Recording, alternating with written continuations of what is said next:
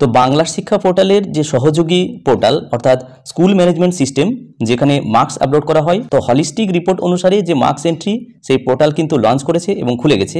আমরা সরাসরি সেই পোর্টালের ভিতরে দেখে নেব কী কী অংশগুলো রয়েছে এবং কিভাবে মার্কস এন্ট্রিগুলো করতে হবে সেটা আমরা একটু দেখে নেব।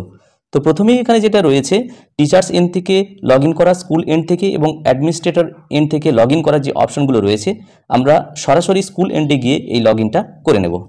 তো সরাসরি আমরা পৌঁছে গেছি হলিস্টিক রিপোর্ট অনুসারে যে SMS পোর্টালে নাম্বার তোলার যে পোর্টাল, সেখানে আমরা পৌঁছে গেছি। এখানে আমরা দেখতে পাচ্ছি ডান দিকে টিচার্স লগ ইন রয়েছে। এখানে টাচ করলে ওই বিদ্যালয়ের জন্য যে সমস্ত সংশ্লিষ্ট শিক্ষক শিক্ষিকা মহাশয়রা রয়েছেন, আপনাদের নাম এখানে খুলে যাবে এবং পাশে দেখতে পাবো ইউজার নেম এবং পাসওয়ার্ড রিসেট করার একটা অপশন কিন্তু রয়েছে। তো সেই অপশনে গিয়ে অবশ্যই বিদ্যালয়ে যে সমস্ত শিক্ষক শিক্ষিকাদের যে পাসওয়ার্ড রিসেট করার পর কিন্তু ইন্ডিভিজুয়াল লগ ইনের মাধ্যমেও এই বাংলা শিক্ষা পোর্টালে যে হলিস্টিক যে নাম্বার সেগুলো কিন্তু পুট করা যাবে।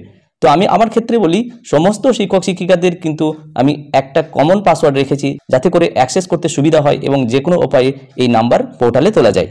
সুতরাং এটা পরামর্শ যে সমস্ত শিক্ষক শিক্ষিকাদের একটা যদি কমন পাসওয়ার্ড রাখা হয় তাহলে কিন্তু সুবিধা হয়। এবার পূর্বের ভিডিওতে যেভাবে আলোচনা করা হয়েছিল যে প্রথমে ল্যাঙ্গুয়েজ সেট আপ, তারপর টিচার্সদের যে নাম সেগুলো সেট আপ করার জন্য তারপরে আমাদেরকে যে সমস্ত মূল্যায়নের যে ধাপগুলো রয়েছে সেই ধাপ অনুসারে কিন্তু এই যে নাম্বার এগুলো কিন্তু পুট করতে হবে। তো প্রথমে আমরা চলে যাচ্ছি ল্যাঙ্গুয়েজ সেটআপ। তো এখানে স্কুল ল্যাঙ্গুয়েজ এবং স্টুডেন্ট ল্যাঙ্গুয়েজ যে অংশগুলো রয়েছে সেইগুলো কিন্তু প্রথমে সেটআপ করে নিতে হবে। তো সেই জন্য মিডিয়াম এখানে সিলেক্ট করা হলো বাংলা, ক্লাস দেওয়া হলো যে কোনো একটি ক্লাস দেওয়া হলো 6 এবং সার্চ করা হলো।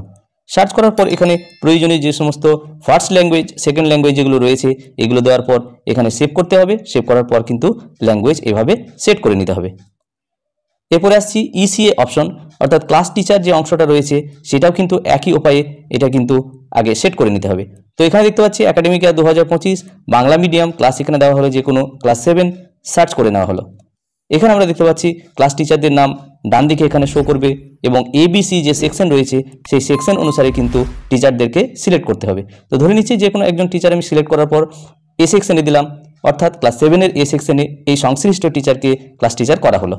এরপরে আসছি যে কোনো একজন শিক্ষককে B সেকশনের জন্য দেওয়া হলো এবং অন্য একজনকে C সেকশনের জন্য দেওয়া হলো এবং এই যে সেভ অপশন রয়েছে, সেভ অপশন দেওয়ার পর কিন্তু এইভাবে ক্লাস টিচার সেকশন এই অংশগুলোকে প্রথমে সেট করে নিতে হবে। এরপরে আসছি মূল্যায়নের যে ধাপ, সেই ধাপগুলো দেখার জন্য এখানে formative, summative, learning perspective of cognitive domain, behavioural cognitive outcomes এবং development of personality and life skill এই অংশগুলো কিন্তু রয়েছে।